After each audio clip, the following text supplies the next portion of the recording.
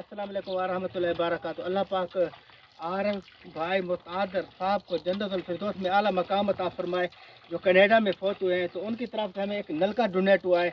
ये फैमिली बहुत मुस्तहक है, इनके पास पानी की सहूलत मुयसर नहीं थी, तो अल्हम्दुलिल्लाह हमने इनको एक नलका लगा के दिया है। आप देख सकते हैं इनके घर की हालत भी देख सकते हैं। बहुत गरीब फैमिली है, सीधे साधे लोग हैं। तो अल्हम्दुलिल्लाह इनको हमने नलका लगा के दिया है।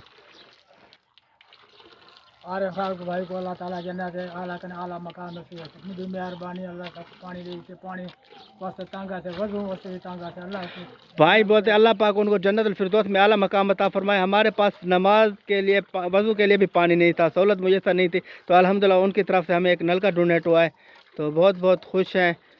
इनका घर का पानी भी चालू हो गया अल्हम्दुलिल्लाह। अल्लाह ताला उनको जन्नतुल फिरदौस में आला मकाम अता फरमाए। आप देख सकते हैं बहुत गरीब फैमिली है, टूटे फूटे घर हैं।